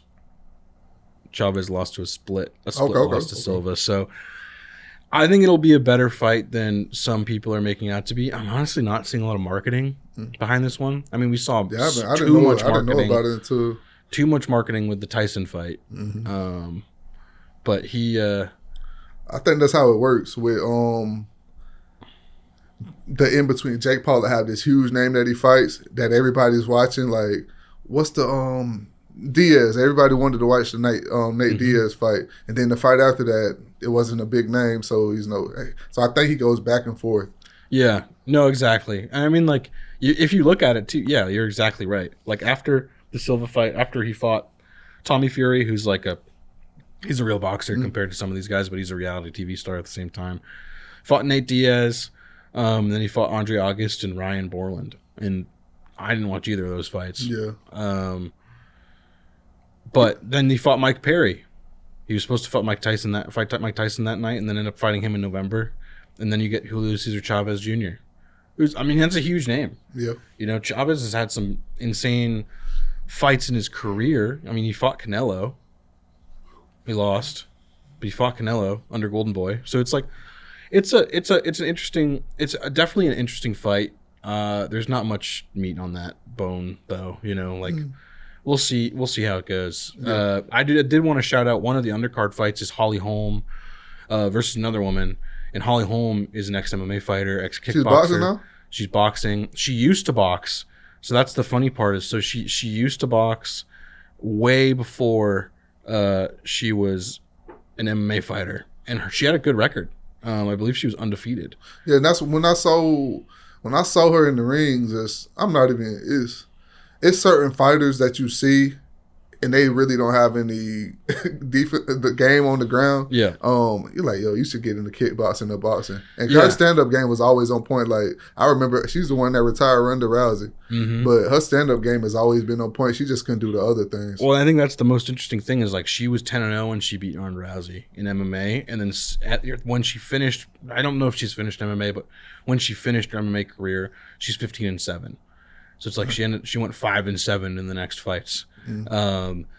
And then in boxing, I was wrong. She did lose a couple, but she won 30. She went 33-2-3, which she's got a lot of fights. Mm-hmm. She fought some pretty big names for women's boxing, but like that's dope. She's on the she hasn't Jake Paul fought since card. 2013. I think she's the co-main or like right below. That's because at the time I understand making the switch. At the time, women's boxing wasn't getting a lot of attention. No, so it made more sense to go the MMA route. I'm sure 100%. Boxing is her passion. Well, and she's 43 now, so it's like this is probably like the end, like her final part of her career in combat sports.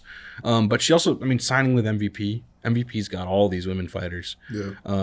Dang, 43. It's shoot. But she's also beef flavored ramen noodles cooking up there, man. Yeah.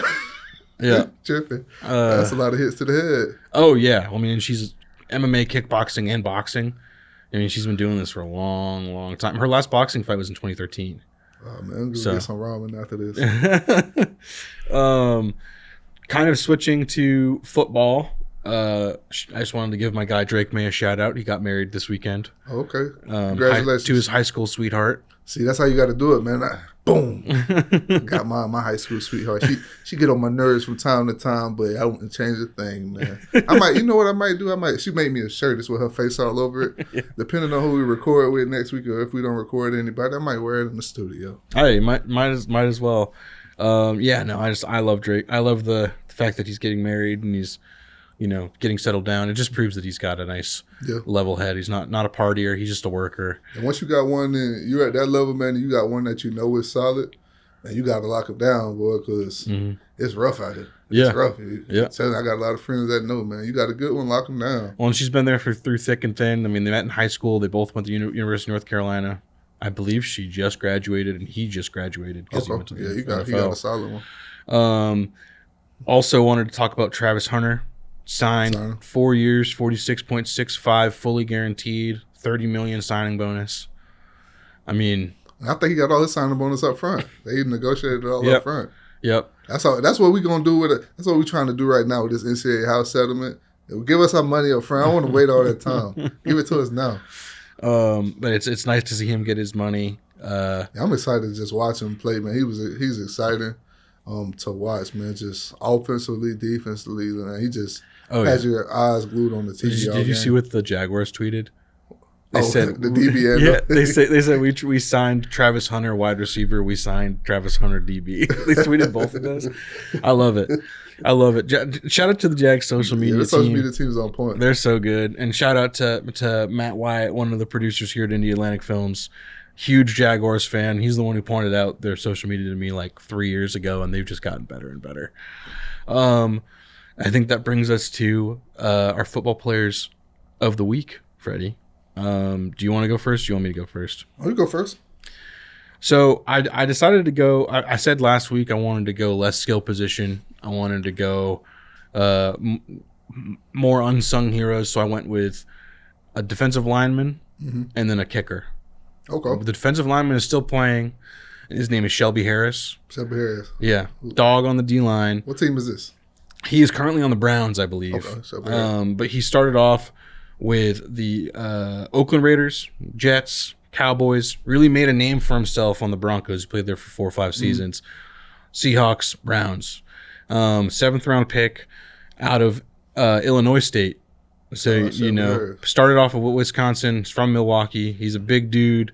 Great run-stopping defensive lineman. Unsung hero. Hasn't made any Pro Bowls or anything like that. But he's one of those guys. It's like he's a rotation guy that you want. You want him, especially on the D line. And then my second one is a retired kicker, Stephen Hauschka. Yeah, I remember Hauschka. Yeah. He used to be a dog. Won a championship with the Seattle Seahawks. I don't know what put him in my head, but he was just one of those dudes that, like, in my Madden franchises, I'd always pick him up as my kicker just because, you know, he's automatic, but he'd always be a free agent because he'd always sign these 1-year deals.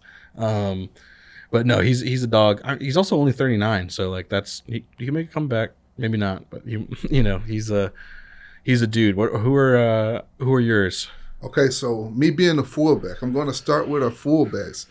One of the greatest pure fullbacks to ever play this game, Lorenzo Neal.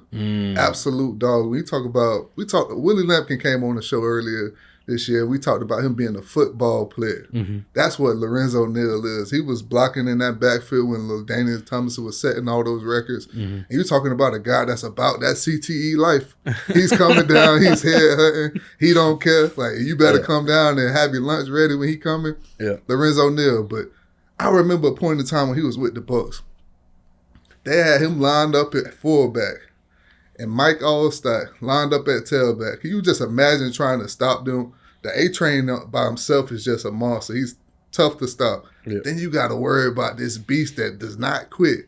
Lorenzo Neal coming down, head hunting every single play. Yeah. And then if you manage to get him off of you, you got A-Train running into your chest. I don't know what they were doing in Tampa. Yeah. But, man, that's different. I wouldn't have wanted to line up and try to stop that offense, man. I don't. But shout out to Lorenzo Neal, one of the great fullbacks to ever come through this league. One of my favorites. He's in my top 5, and I love his game. But the next one I feel like this guy is one of the most underrated players to ever walk into the NFL. And he has great numbers. His linebacker, London Fletcher. Ray Lewis is, in my opinion, arguably the best middle linebacker of all time. But when you look at London Fletcher's numbers, they're very close to Ray Lewis's. Like, take a look at them. London Fletcher played 16 seasons. Ray Lewis played 17. London Fletcher didn't miss any games. Ray Lewis has 2,059 tackles. London Fletcher has 2,039. Ray Lewis has 31 interceptions. London Fletcher has 23. They both have 96 passes defended. Ray Lewis both have 19 forced fumbles. Ray Lewis has 41.5 sacks, 41.5. London Fletcher 39. London Fletcher 4 Pro Bowls. Ray Lewis 13. Ray Lewis in the Hall of Fame, but London Fletcher isn't. So something's wrong with that. And I think part of it is London Fletcher's a quiet leader. And the world we live in, being too quiet and being too humble will get you overlooked. It'll have you underpaid. And so it sucks because London Fletcher was the absolute dog on the field. But maybe London Fletcher just, because Ray Lewis was doing the dancing thing. He was known for his epic speeches before the games. Like, maybe London Fletcher just needs to, like, I don't know, just think about a dance he could do. Get him a little dance routine. Like, people love spirit fingers, so get him a little shoulder rotation. You just bring it up with the spirit fingers. Hey, I'm telling you, London Fletcher, if you need somebody to coach you up on a dance routine for your Hall of Fame speech, because they got to stop overlooking you. I got you, man. We come with the spirit fingers, bring them on down, then we just, hey, I'm telling you. But London Fletcher, he's a dog, man. He should be in the Hall of Fame without a doubt. Crazy thing about London Fletcher, too, undrafted out of John Carroll, which is a Division III school. How tall is London Fletcher? 5'10", 242. And that's in the time where they said if you weren't a certain height, you couldn't even play in the NFL at that position. Yep. He is currently in the College Football Hall of Fame. Did win a Super Bowl with the Rams. He's an animal, dude. He definitely deserves to be in. I think it's just because there's so much politics that go into the game, man. The fact that he's a quiet guy that isn't really seen or heard much, I think that's what hurts him. Because when you look at the numbers, he deserves to be in the Hall of Fame. I mean, just looking at the season numbers, his rookie season didn't do too much, 14 tackles. But his next season, 90, the Super Bowl season, and then every year after that, he didn't have less than 100. And as good as his numbers are, we always say that the best ability is availability. For him to play the linebacker position and never miss a game, that's crazy. Especially playing, 15 seasons? 16, yeah. 16 seasons? Never miss a game. That's insane. 16 seasons, starting at linebacker, never missing a game. 15, 14 seasons, out of those having more than 100 combined tackles. That's insane. That's just crazy. Yeah, he definitely should be considered at least. You know, I've never even thought about him for a Hall of Fame. Now I'm thinking that he's one of those. He's like a Simeon Rice, like last week. Quiet guy gets overlooked because he's quiet. Exactly. He deserves to be. He deserves to be in the Hall of Fame. We'll be champions for that. But yeah, I think that's. I mean, unless you have anything else, Freddie, do you have anything going on this weekend? No, I think that's all I got. Just kind of chilling this weekend. Not too much. Probably watching some fights. Man, sad that the NBA season is over, but now we can get prepared for football season, man. Yep. When at the time of this video dropping on Thursday, we're 70 days until football season, regular season of the NFL. Okay. Sooner for college. But no, we really wanted to thank you all. We're extremely appreciative of all of the support as always. Thank you to Concord Coffee and Indie Atlantic Films for helping put these episodes together. And yeah, we'll see you guys next week.